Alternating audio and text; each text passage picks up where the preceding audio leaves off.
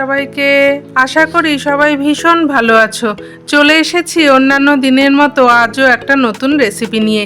বাজারে কাঁচা আম থাকতে থাকতে তাড়াতাড়ি বানিয়ে ফেলো এই আমের আচার।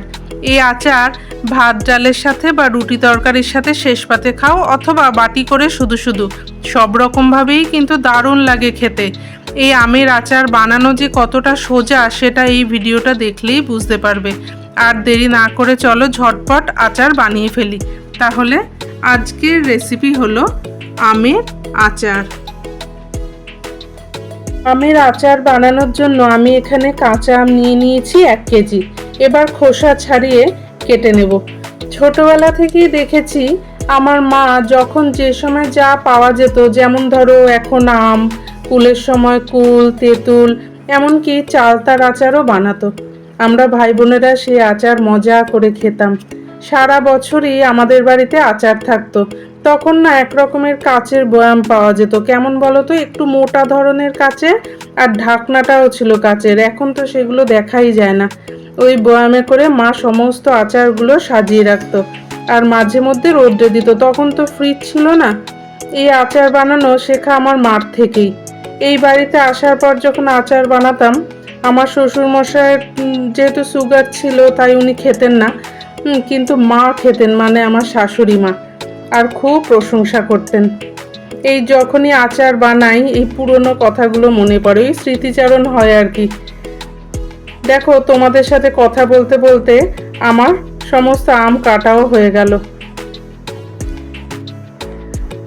আচ্ছা, এখানে একটা কথা বলি, আমার যে আম যেহেতু 1 কেজি ছিল, এর জন্য আখের গুড়ও কিন্তু নিয়েছি 1 কেজি। এবার তোমরা যেরকম আম নেবে কম বেশি করে সে আখের গুড়টাও সেই পরিমাণেই কিন্তু নেবে। আচার বানানোর আগে একটা মশলা বানিয়ে নিই। তার জন্য নিয়ে নিয়েছি 2টো শুকনো লঙ্কা, 1 চামচ 5 ফোড়ন, 1.5 চামচ মৌরি আর 1 চামচ সাদা জিরে। এগুলোকে সবাই শুকনো খোলায় একটু নেড়ে নিতে হবে। যখন দেখবে যে এই গোটা মশলাগুলো একটু ফুটছে তখন, আর রঙটাও একটু চেঞ্জ হয়ে গেছে, তখন একটা পাত্রের মধ্যে নামিয়ে ঠান্ডা করে নিয়ে গুঁড়ো করে নেব। কালার চেঞ্জ হয়ে গেছে, এখন একটা পাত্রে নামিয়ে রাখবো। ঠান্ডা হয়ে গেলে গুঁড়ো করে নেব। গুঁড়োটা এমনভাবে করতে হবে, এই যে দেখো, একদম মিহি মানে পাউডারের মতো করলে হবে না, একটু একটু গোটা গোটা থাকবে, ঠিক এরকম। আচার বানানোর জন্য গ্যাসে কড়াই বসিয়ে দিয়েছি। কড়াই গরম হয়ে গেছে। এবার এতে দিয়ে দেব 3 চামচ সর্ষের তেল। আমগুলোকে প্রথমে একটু তেলের মধ্যে সাঁতলে নেব। সেটা কেন তাও বলছি। আম ভেজে নেওয়ার একটাই কারণ হলো যাতে আম গলে না যায়। এই আচার বানানোর জন্য 1-2টো স্টেপ আছে যেটা ফলো করলেই একদম পারফেক্ট আমের আচার তৈরি হয়ে যাবে। এবার এর মধ্যে দিয়ে দেবো 1টা শুকনো লঙ্কা আর 1 টেবিল চামচ 5 ফোড়ন। ফোড়নের ভালো গন্ধ বেরোলে তারপর আমগুলোকে দিয়ে ভেজে নেব। বেশিক্ষণ না, এই 5 থেকে 7 মিনিট মিডিয়াম টু হাই ফ্লেমে রেখে আমগুলোকে ভেজে নিতে হবে। আগেকার দিনে মা ঠাকুমা দিদিমারা যেভাবে আচার বানাতেন আমিও সেই প্রসেসটাই ফলো করি আর কি। এইভাবে বানিয়ে দেখো, পার্থক্যটা তোমরা নিজেরাই বুঝতে পারবে। গ্যাসের ফ্লেম মিডিয়াম টু হাই রেখে আমগুলোকে ভেজে নেব। ব্যাস, আম ভাজা হয়ে গেছে। এবার অন্য একটা পাত্রে নামিয়ে রাখবো।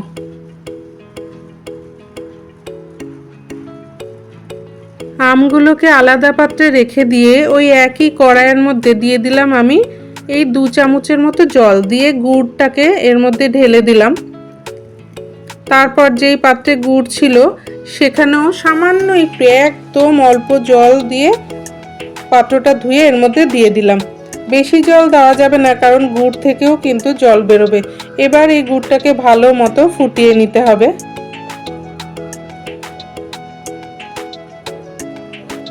যতক্ষণ না জলটা কিছুটা টেনে আসছে ততক্ষণেই গুড়টাকে ফুটিয়ে নিতে হবে। গুড় ভালো মতো ফুটে গেছে। এই অবস্থায় আমগুলোকে দিয়ে আবারও ভালো মতো ফোটাতে হবে যতক্ষণ না গুড় একটু শুকিয়ে আসছে।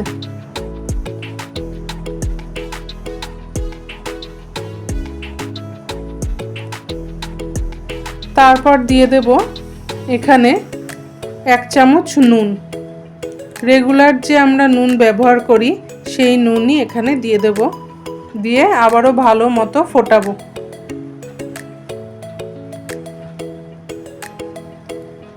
এই ফোটানোটা প্রায় 20 থেকে 25 মিনিট ধরে ফোটাতে হবে। আচ্ছা, এখানে আমি দুটো কথা বলবো। প্রথম হলো, এই যে কড়াইটা দেখছো, এটা কিন্তু আমি প্রত্যেক দিন যে কড়াইয়ে রান্না করি সেই কড়াই কিন্তু এটা না। এই কড়াইটা আমার তোলা থাকে, যেহেতু একটু বড় কড়াই আমার লাগে না, তাই যখন বাড়িতে কোনো লোকজন আসে বা এই আচার বানানোর সময় বা বেশি কিছু রান্না করতে হলে তখন এই কড়াইটা বের করি। তোমাদের আমি এই কারণেই বলছি, কারণ আমরা যতই রান্না পারি না কেন কিছু ভুল কিন্তু আমাদের দ্বারা হয়ে যায়। আমি যেটা ফেস করেছি এই আচার বানানোর সময়, যাতে তোমরা সেটা ফেস না করো তার জন্যই বলা। কারণ গুড় যখন ফুটবে তখন তো জল ছাড়বে, যাতে ফুটে ওপরের দিকে উঠলে অসুবিধা না হয় তার জন্য। প্রথমে যখন আমি আচার বানিয়েছিলাম কড়াইটা একটু ছোট নেওয়াতে প্রবলেম হয়ে গিয়েছিল, যাতে তোমরা সেটা ফেস না করো তার জন্যই বলা। কারণ আমার এই ভিডিও তো পুরনো থেকে নতুন সবার জন্য, তাই বললাম আর কি। আর দ্বিতীয় কথাটি হলো, এই আচার কিন্তু 2 দিন ধরে জাল দিয়ে নিতে হবে যাতে পারফেক্ট আমের আচার তৈরি হয়। এর জন্যই আমগুলোকে প্রথমে ভাজা হয়েছিল, যাতে আমও না গলে যায় আর আমের ভিতর গুড় ভালো মতো ঢুকে গিয়ে সুন্দর একটা মিষ্টি আমের আচার তৈরি হয়। এটা কিন্তু পারফেক্ট আমের আচার বানানোর একটা কৌশল, যেটা কিনা আগেকার দিনে দিদিমা ঠাকুমারা করে থাকতেন। এবার ঢাকা দিয়ে রেখে দেবো আবার পরের দিন আরও একবার জাল দেওয়ার জন্য। পরের দিন তোমাদের দেখাচ্ছি, দেখো কতটা ঘন হয়ে গেছে। দেখো, আরও একবার জাল দিলে আরও ঘন হয়ে যাবে, একদম পারফেক্ট আমের আচার তৈরি হয়ে যাবে। চলো আরেকবার জাল দিয়ে নিই।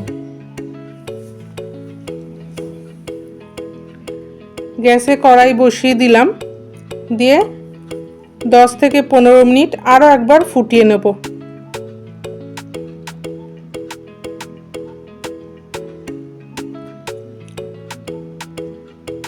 আমগুলো কিন্তু নরম হয়ে গেছে, কিন্তু গলে যায়নি, ওই একটাই কারণে, যেহেতু আমরা ভেজে নিয়েছিলাম তাই। ভালো মতো ফুটে গেলে যে মশলাটা তৈরি করে রেখেছিলাম সেই মশলাটা এর মধ্যে দিয়ে দেব। মশলাটা দিয়ে আরও 5 থেকে 7 মিনিট ফুটিয়ে নেব।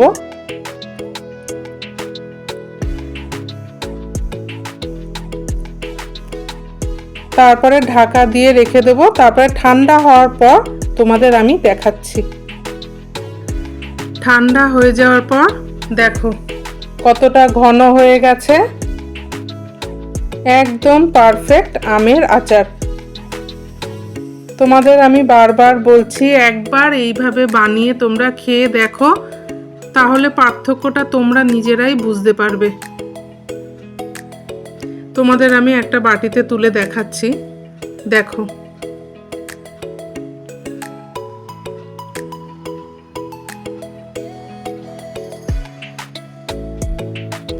আমাদের আমের আচার একদম তৈরি। সারা বছর ধরে সংরক্ষণ করে তোমরা খেতে পারবে।